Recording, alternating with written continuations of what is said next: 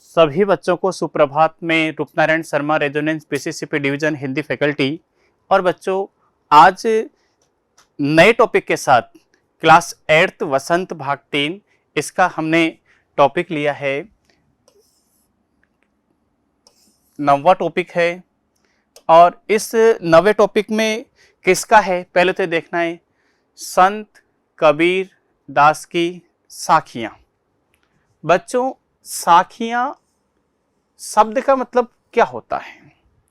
साखी शब्द का मतलब है कि जो इन्होंने दोहे लिखे हैं कबीर दास जी ने, इन दोहों के कुछ न कुछ गवाह या उदाहरण जरूर दिया है। यानी इन्होंने अपनी बात को कहने का जो प्रयास किया है उसके उदाहरण इन्होंने अपनी बात के साथ दिए हैं कि ये मैंने कहा है, इसका क्या प्रमाण है, इसके क्या वजह है। और एक कबीरदास जी अपने आप में ही बहुत महान है। बच्चों क्यों महान है, मैं क्यों महान समझता हूं कि जिसका जन्म 1398 ईस्वी में कहां पर, लहर तारा नामक तालाब काशी में हुआ, और आज भी जिसका नाम जीवित है। बच्चों भारत ही नहीं विदेशों में भी संत कबीर की वाणियां, संत कबीर की साखियां आज भी पढ़ी जाती है, सुनी जाती है और आनंद लिया जाता है। इनकी विशेषता क्या रही कि जो भी बोला बिल्कुल सत्य बोला, कटु सत्य बोला, चाहे समाज को समझ में आए या नहीं आए, चाहे विरोध करो या अच्छा कहो या बुरा कहो, लेकिन वाणी तो बिल्कुल सत्य रही। इसलिए इनका साहित्य भी अजर अमर बना हुआ है। अब हम देखें कि साहित्य कौन से छंद में लिखा है। बच्चों दोहा छंद में इन्होंने लिखा है। दोहा छंद की विशेषता क्या होती है? देखिए बच्चों कि दोहा जो छंद होता है इसमें 4 चरण होते हैं। प्रथम चरण, दूसरा चरण, तीसरा चरण और चौथा चरण। बच्चों जो प्रथम और तृतीय चरण होता है इसमें 13 मात्राएं होती है, और दूसरा और चौथे चरण में 11 मात्राएं होती है। तो ये आपको समझ में आया। अब देखते हैं इनके दोहों को पढ़ते हैं। बच्चों क्या लिखा है कबीरदास जी ने? पहला दोहा देखें आप कि जाति न पूछो साध की, पूछ लीजिए ज्ञान, मोली करो तलीवारी का, पड़ा रहने दो म्यानी कबीरा, पड़ा रहने दो म्यान। क्या कह दिया कि जाति न पूछो साध की। साध शब्द का मतलब होता है साधु, संत। और साधु संत कौन होते हैं? वे लोग जिनके अंदर छल कपट से परे होते हैं, मोह माया से परे होते हैं, जो ज्ञानवान है। कबीरदास जी ने क्या कहा कि जब भी आपको कोई विद्वान जन, संत शिरोमणि, बहुत प्रकांड विद्वान आपको मिले तो उससे आप उसके जाति धर्म के बारे में चर्चा मत करो। अब क्यों मत करो साहब? समझ भी क्यों नहीं करें? इसलिए नहीं करें क्योंकि विद्वान हमेशा नहीं मिलते। विद्वत जन आपके पास अधिक समय तक नहीं रुकने वाला, इसलिए आप उनसे कर सको तो बच्चों किसकी चर्चा करें? पूछ लीजिए ज्ञान, जो आपके मन के भ्रम के प्रश्न है, ज्ञान की जो चर्चाएं हैं, आप उनसे ज्ञान की चर्चा करें। जाति धर्म के का पता तो उनके चले जाने के बाद भी आपको चला जाएगा, चल जाएगा। अरे मोल करो तलवार का। बच्चों, तलवार शब्द तलवार के लिए आया। पड़ा रहने दो म्यान। म्यान किसको कहते हैं? जिसमें तलवार रखी जाती है।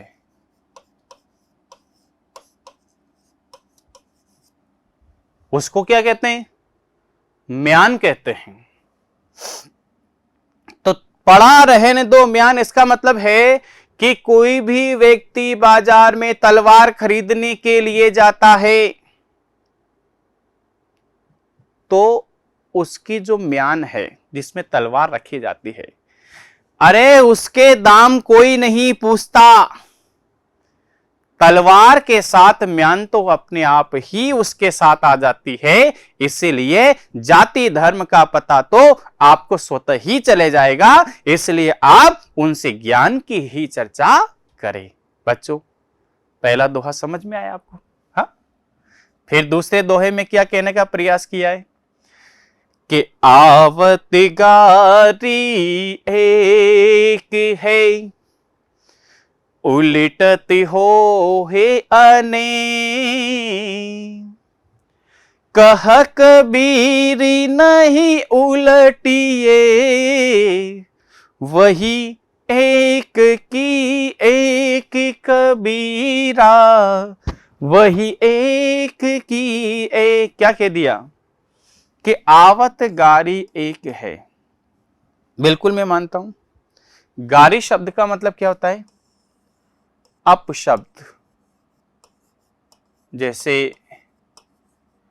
आपको कोई महामूर्ख व्यक्ति मिला, और महामूर्ख तो मूर्खता दिखाएगा ना आपको, उसने एक अपशब्द कह दिया साहब। अब अपशब्द तो कह दिया, या तो फिर आप भी उससे बड़े मूर्ख बन जाओ, जो उसने एक कहा तुम पांच कहो, या तुम विद्वान बनो कि किसी ने एक अपशब्द कहा, यदि आपने उलट करके कुछ कहने का प्रयास किया अपशब्द, तो बात इतनी बढ़ जाएगी, इतनी बढ़ जाएगी, इतनी बढ़ जाएगी कि अपशब्दों की बौछारें छा जाएगी। अपशब्द ही अपशब्द होंगे, भला बुरा ही कहोगे। कहे कबीर, कबीरदास जी ने क्या कहा बच्चों कि उस अपशब्द का जवाब अपशब्द से मत दीजिए। अरे वही एक की एक थी, और एक दिन वह अपने आप स्वतः ही समाप्त हो जाएगी, और वह आपसे माफी मांगने के लिए आ जाएगा। समझ में आया आपको? फिर बच्चों, उसके बाद तीसरा दोहा देखिए आप। माला तो कर में फिरे, जीभ फिरे मुख माही, मनीवा तो दहु दिशि फिरे, ये तो सुमिरन नाही कबीरा, ये तो सुमिरन नाई। क्या कह दिया? किस पे प्रकाश डाला? बाई आडंबरों पर, जो दिखावा करते हैं लोग। अरे सिर के बालों को गंजी, सिर की गंजी करवा लेते हैं, बड़े बड़े तिलक छापे करते हैं, माला को भसते हैं। हाँ, और माला को भसते हुए मुख से राम भी निकल रहा है, लेकिन मन उनका राम में नहीं है। सच्चे मन से राम का नाम लोगे तभी राम मिलेंगे, अन्यथा दिखावा है, राम कभी भी नहीं मिल सकते। क्या कह दिया कि माला तो कर में फिरे, माला तो कर यानी बच्चों हाथ, माला तो हाथ में घूम रही है, जीभ फिरे मुख माए, जीभ में राम राम राम राम राम राम राम राम। मनवा यानी मन, अरे मन तो दसों दिशाओं में घूम रहा है। यह परमात्मा का सच्चा सुमिरन नहीं है, यह परमात्मा का सच्चा स्मरण नहीं है, यह परमात्मा की प्राप्ति नहीं है। अरे परमात्मा की प्राप्ति के लिए माला, तिलक, गंजी कराना, हाँ, और बोलना, ये कुछ नहीं है। उसको जरूरत है किसकी? कि सच्चे मन से स्मरण करना। स्मरण यानी याद करना। यदि जो सच्चे मन से ईश्वर का ध्यान करता है, दिखावा नहीं करता, उसे ही ईश्वर की प्राप्ति होती है और बाकी को नहीं। बच्चों ये समझ में आ गया आपको? अगला है नेक्स्ट, क्या कह दिया कि कबीरी घास न नींदिए, जो पाहु तली होई, उड़ी पड़े जब आंख में, खरी दुहेली होई, कबीरा खरी दुहेली होई। बच्चों घास के माध्यम से दो अर्थों में इसको समझाने का कबीरदास जी ने प्रयास किया है। क्या क्या प्रयास किया है देखो आप। पहला तो देखें, घास पैरों को आराम पहुंचाता है। कहते हैं ना कि हरी घास में घूमने से पैरों को राहत मिलती है, हा? और क्या आंखों की ज्योति भी बढ़ती है? बिल्कुल बढ़ती है। अब कुछ लोगों की आदत क्या है, पैर से आराम पहुंचाने के लिए घास है, लेकिन क्या करता है, पैर से उसको उखाड़ने का प्रयास करता है। जब घास, हरी घास उखड़ जाती है तो सूख करके वह तिनका बन जाती है। और बच्चों जब घास सूख करके तिनका बन गई और हवा के साथ उड़ करके हमारी आंख में चली आती है, तो जब तक उसको न निकालो तब तक आंख दर्द करती ही रहती है। करती या नहीं करती? बिल्कुल करती है। ये तो है सामान्य अर्थ। अब इसके माध्यम से क्या कहना आपको चाहते हैं? घास कौन है? तुच्छ व्यक्ति, साधारण व्यक्ति। अरे साधारण व्यक्ति किसके माध्यम से चलते हैं? प्यार, मोहब्बत, सद्भावना के माध्यम से चलते हैं। अरे उनकी निंदा मत कीजिए। निंदी यानी निंदा, उनकी निंदा मत कीजिए। जो पांव तली हुई, जो आपके पैरों में, अरे आपके जीवन पर सेवा करते हैं, समर्पण करते हैं, त्याग करते हैं, उनकी निंदा क्यों? उन्हें अपशब्द क्यों? उनको सम्मान दो। नहीं तो क्या होगा? आपने पूछा सर क्या होगा नहीं दिया तो?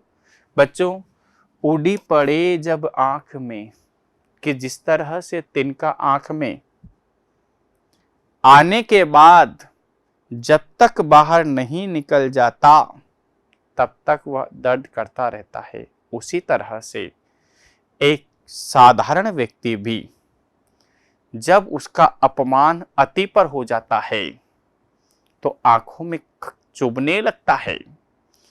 अरे वह जब तक नहीं निकल जाता तब तक हमें हानि ही हानि पहुंचाता रहेगा, खरी दुहेली होए और हमें कष्ट देता रहेगा। बच्चों ये बात समझ में आई आपको? बिल्कुल आई, ऐसा मेरे को लगा।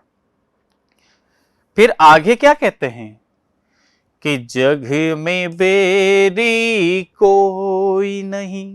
बिल्कुल, कि संसार में अरे कोई किसी का बेरी नहीं है। जब हमारा जन्म हुआ था सभी ने हर्ष उल्लास मनाया था, लेकिन बेरी हुआ तो कहां से?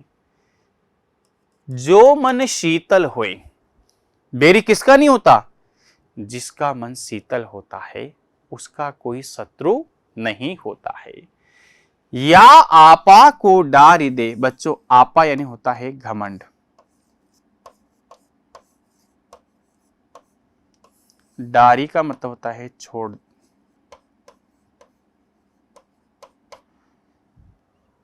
आपके मन में जो घमंड है, अरे घमंड से ही शत्रु बनते हैं। जिस दिन आपने घमंड को छोड़ दिया, आप पर आपका मन शीतल होगा, निष्कपट होगा, निष्कलंक होगा और ये संसार आप पर दया करने लगेगा। बच्चों, आपको 5 दोहे कबीरदास जी के यहां पर पढ़ाए गए। मेरे को लगता है कि 5 दोहे ही आपको समझ में आए होंगे। इसका मूल्यांकन करते हैं हम किससे, किसके माध्यम से करेंगे बच्चों? अभ्यास प्रश्नों के माध्यम से।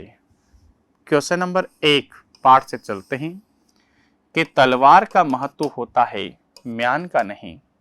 इसके माध्यम से किसका उदाहरण दिया कि विद्वान जन के ज्ञान का महत्व होता है, अरे उसके जाति पाति धर्म का नहीं होता है।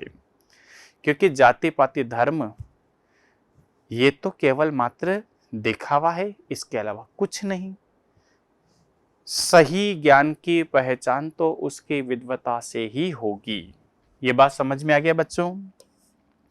पाठ में तीसरी साखी जिसकी एक पंक्ति है, मनवा तो दहु दिशि फिरे यह तो सुमिरन नहीं। कबीरदास जी क्या कहना चाहते हैं? कबीरदास जी इस पंक्ति के माध्यम से कहना चाहते हैं बच्चों कि जो ईश्वर का दिखावा करता है उसको ईश्वर कभी भी नहीं मिलता। ईश्वर तो सच्चे स्मरण से ही मिलेगा, उसके लिए दिखावा करने की कोई जरूरत नहीं है। ये बात समझ में आ गई आपको?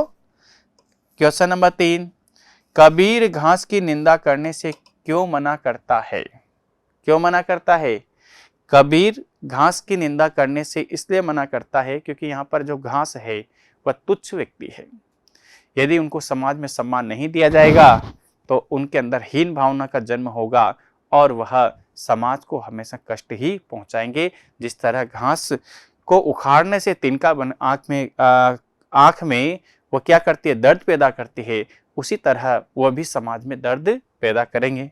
बच्चों ये समझ में आ गया आपको? आगे चलें।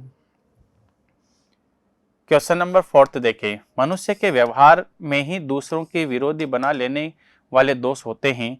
यह भाव किस दोहे में? हाँ, किस दोहे में? ये जो 5वां दोहा हमने पढ़ा था, जग में बेरी कोई नहीं जो मन शीतल होए, या आपा को डार दे दया करे सब कोई। तो ये कितने दोहे, कितने क्वेश्चन हल किए हमने बच्चों? अब इसके कठिन शब्दार्थ को देख लीजिए। ज्ञान, जानकारी, म्यान तलवार रखने का कोश, गारी अपशब्द, कर यानी हाथ, मैंने आपको बता दिया, दहु यानी 10, दिश यानी दिशा, सुमिरन ईश्वर का नाम लेना, दुहेली दुख, दुख में पड़ना, बेरी और आपा यानी अहम यानी घमंड। तो बच्चों आपको ये समझ में आ गया होगा? समझ में आया या नहीं आया? समझ में आ गया तो हम इसकी डीपीपी जो रेजोनेंस के द्वारा तैयार हुई है उस पे चलते हैं हम और देखते हैं कि वो क्वेश्चन हमें आते हैं या नहीं आते हैं। बच्चों हमने स्टार्टिंग में टॉपिक आपको दिया 9 कबीर की साखियाँ, ये आपका टॉपिक है। कवि कौन है? कबीरदास। जन्म कब हुआ? 1398 है, इसको सही कर लेना, ठीक है? 1300 है, 1398, 1518 में मगहर में इनकी मृत्यु।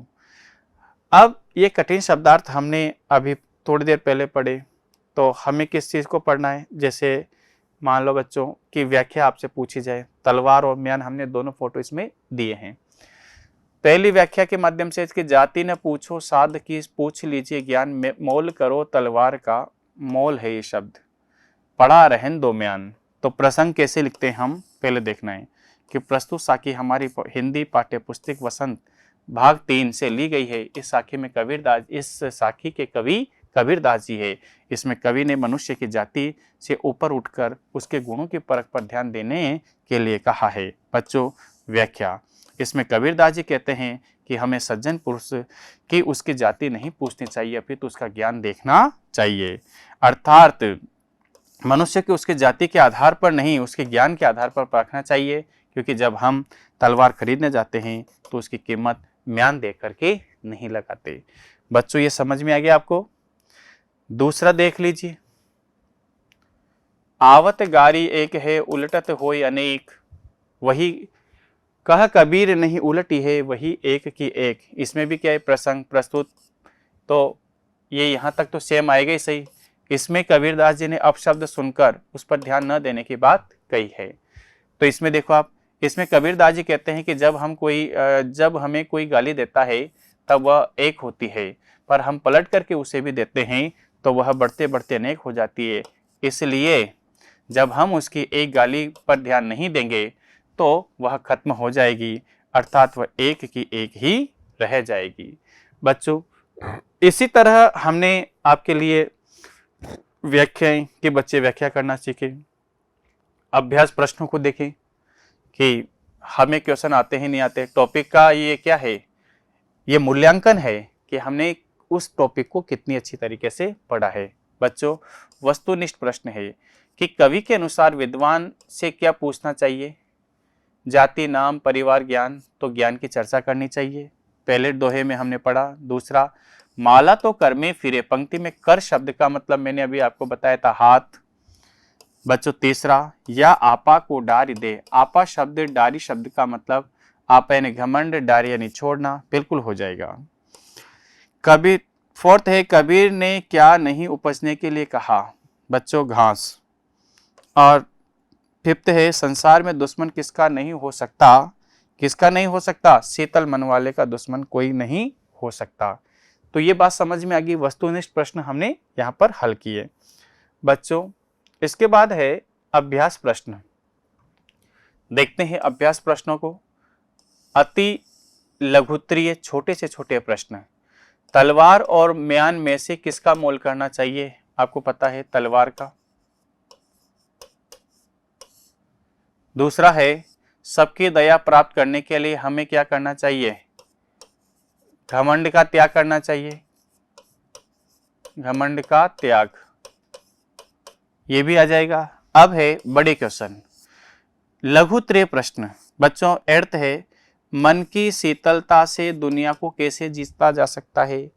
कि जब व्यक्ति का मन शीतल होगा तो अहंकार अपने आप मिटने लगेगा, वह निश्चल निर्मल मन का होगा।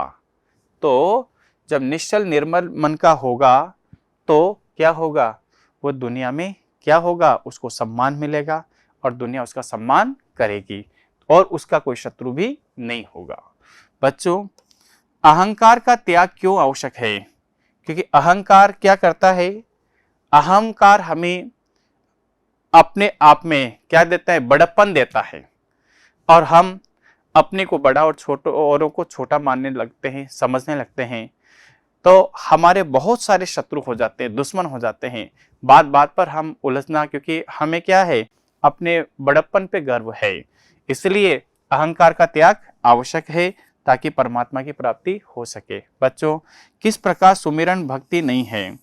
किस प्रकार की? दिखावटी, जो दिखावा है परमात्मा के प्रति दिखावा, वो भक्ति नहीं है, क्योंकि परमात्मा की प्राप्ति तो सच्चे मन से की गई भक्ति से ही होगा, इसके अलावा नहीं हो सकता। तो बच्चों, हमने संत कबीर के बारे में जितनी भी डिटेल थी हमने उनके बारे में पढ़ा। दोहा, कवि परिचय, दोहा का विस्तार, दोहा की व्याख्याएं और एनसीईआरटी के क्वेश्चन हल किए। इसके अलावा जो रेजोनेंस के द्वारा जो हमने आपके लिए सेलेक्टेड क्वेश्चन तैयार किए हैं उनको भी हमने हल किया है।